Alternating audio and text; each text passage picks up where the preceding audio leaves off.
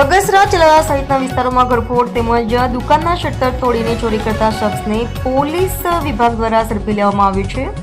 Bagasara police station, Chalala police station તથા ધારી police station વિસ્તારમાં રાત્રિ દરમિયાન થયેલ ઘરફોડ ચોરીના કુલ 4 અનડિટેક્ટ ગુનાઓ ડિટેક્ટ કરી આશરે 50 જેટલા ગુનામાં સંડોવાયેલા રીઢા આરોપીને પકડવામાં બગસરા પોલીસને મોટી સફળતા મળી છે.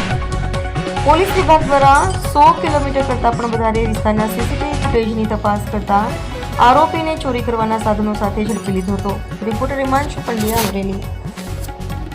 રિસન્ટલી ધારી ડિવિઝનના ધારી, બગસરા અને ચલાલા પોલીસ સ્ટેશન વિસ્તારમાં દુકાનોની ચોરીના ઘણા બધા ગુના રજીસ્ટર થયેલા હતા. ઘરફોડ ચોરીના પણ ગુના રજીસ્ટર થયેલા હતા. આ અનુસંધાને માનનીય આઈજીપી સર દ્વારા અને માનનીય એસપી સર દ્વારા જે સૂચનાઓ આપવામાં આવી હતી તે અનુસંધાને એક ટીમની ગઠન કરવામાં આવેલું હતું આ ચોરને આઈડેન્ટિફાઈ કરવા માટે.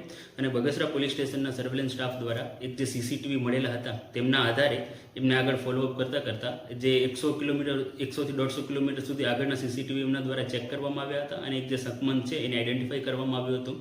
અમારી ટીમ દ્વારા 4 દિવસનો ત્યાં રોકાણ કરી અને ફાઇનલી જે સકમંદ છે એને પકડવામાં આવ્યો હતો. આ જે સકમંદ છે વિજયભાઈ મકવાણા, એમની પાસેથી ચોરી કરવાની જે કીટ હોય એ પણ બરામદ થયેલી હતી. અને આ જે વિજયભાઈ મકવાણા છે એમના દ્વારા 50થી વધારે આવી ઘરફોડ ચોરીઓ કરવામાં આવેલી છે અને આ જે ચોરીઓ છે એ એમની કબૂલાત કરેલી છે. સર, એક આરોપી ઉપરાંત બીજા અન્ય કોઈ આરોપી એમાં સંડોવાયેલા છે કે કેમ? આ જે આરોપી છે એની એમઓ એવી છે કે એ એકલો જ ઓપરેટ કરે છે અને એનું ખાસ ટાર્ગેટ હોય છે દુકાનો. આપણા વિસ્તારમાં પણ એમણે દુકાનોને ટાર્ગેટ કરી હતી અને એની આ સિવાય સુરત, રાજકોટ, અન્ય વિસ્તારોમાં પણ દુકાનોમાંથી જ એણે ચોરી કરેલી છે અને આ વ્યક્તિ છે એ એકલો ઓપરેટ કરતો હોય છે.